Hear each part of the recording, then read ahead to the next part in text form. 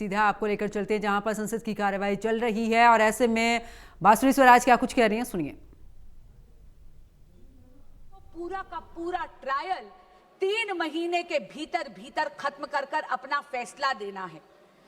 Day to day trial के साथ साथ यह भी प्रावधान इस संशोधन में दिया गया है कि स्पेशल पब्लिक प्रोसिक्यूटर्स अपॉइंट करे जाएंगे। उनका एकमात्र काम होगा केवल और केवल इस प्रकार के मुकदमों की पैरवी करना और किसी भी प्रकार की अननेसेसरी एडजर्नमेंट कोर्ट नहीं देगा। अगर किसी भी प्रकार की एडजर्नमेंट कोई भी पक्ष अगर लेगा तो उसके रीजंस जज राइटिंग में नोट कर कर देगा।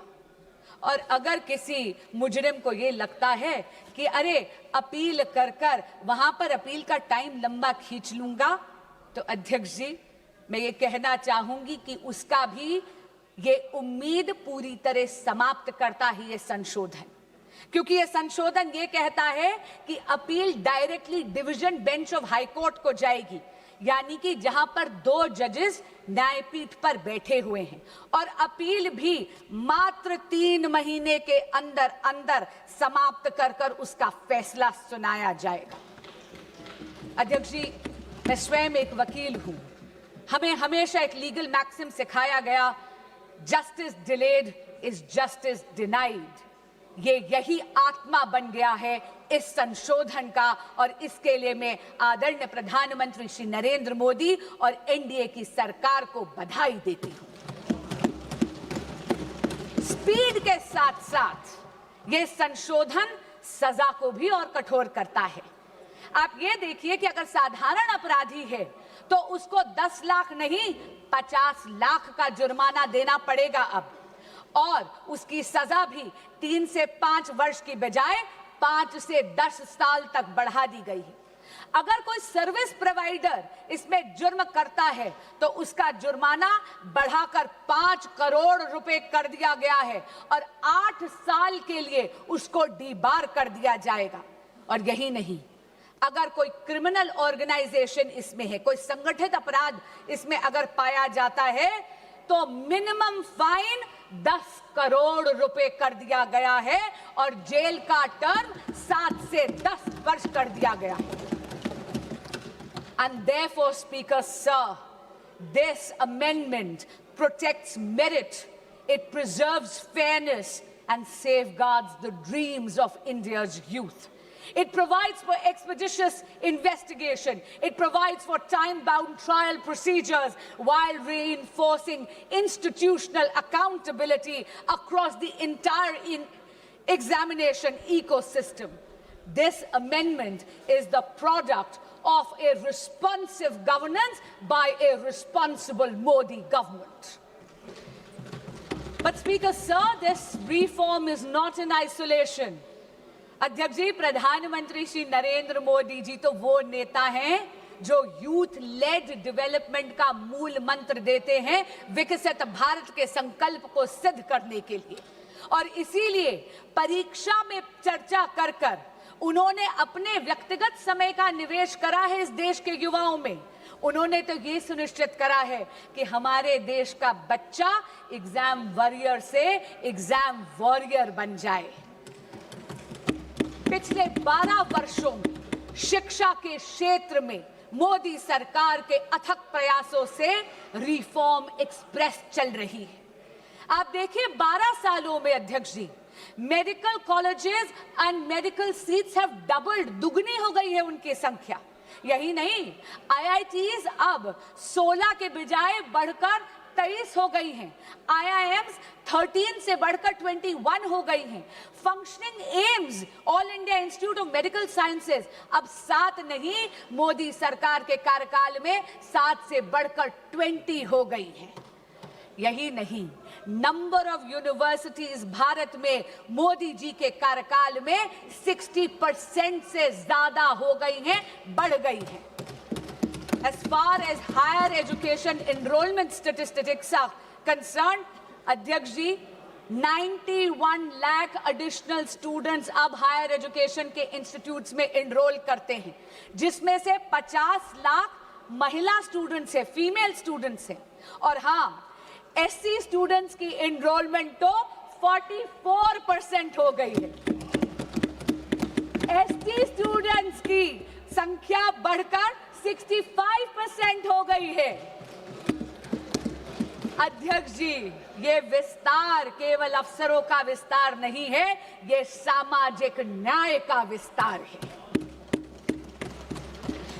लेकिन मोदी सरकार ने रिफॉर्म्स को केवल इंस्टीट्यूशंस तक सीमित नहीं रखा, डिजिटाइज कर यह सुनिश्चित कर दिया कि दीक्षा के माध्यम से एजुकेशन हर बच्चे के मोबाइल फोन तक पहुंच जाए।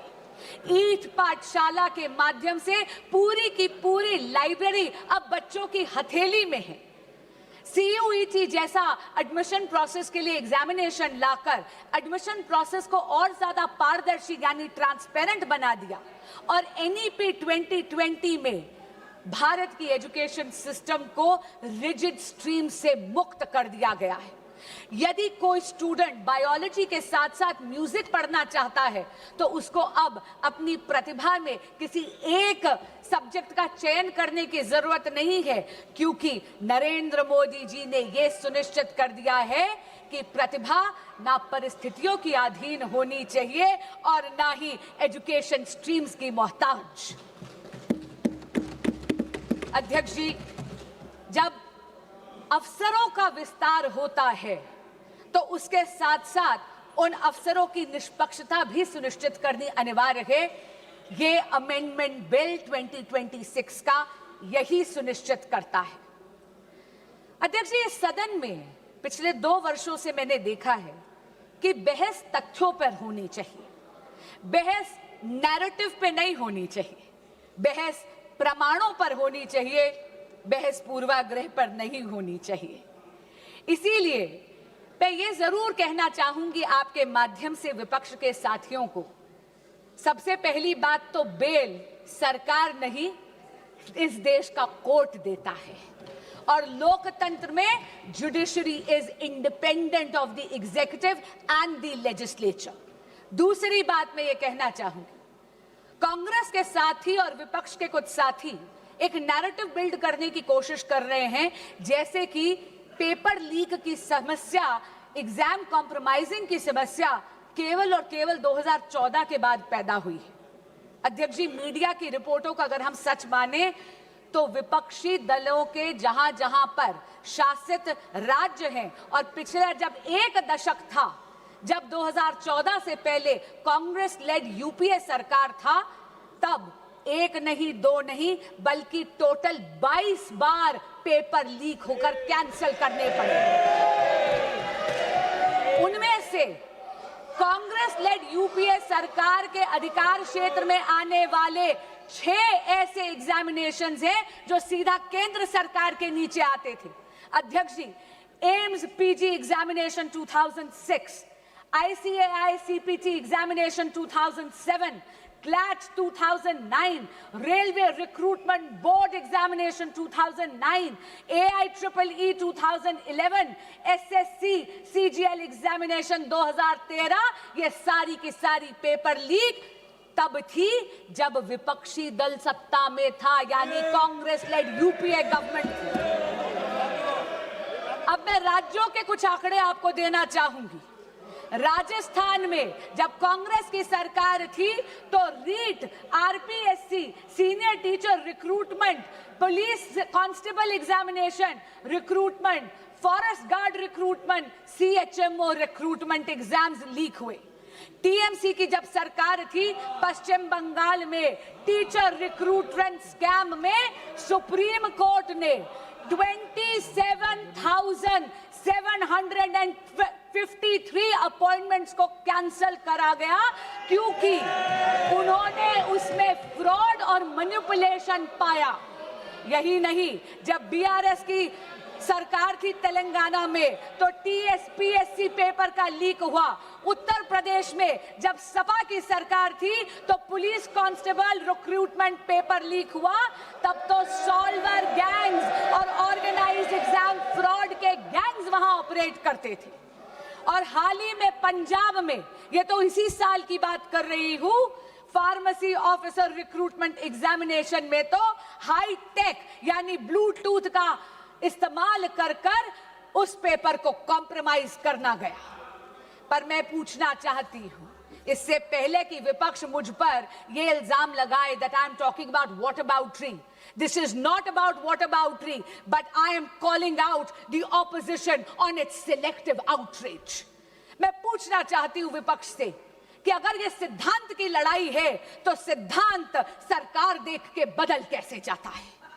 मैं पूछना चाहती हूं कि अभी खड़े होकर इन्होंने तत्कालीन केंद्रीय शिक्षा मंत्री की बात करी, क्या माननीय गौरव गोगोई जी ने अभी तक पंजाब के एजुकेशन मिनिस्टर का इस्तीफा मांगा है या नहीं? यही बात नहीं है अध्यक्ष जी, एक सिंगल प्रोफेशनल टेस्टिंग एजेंसी की मांग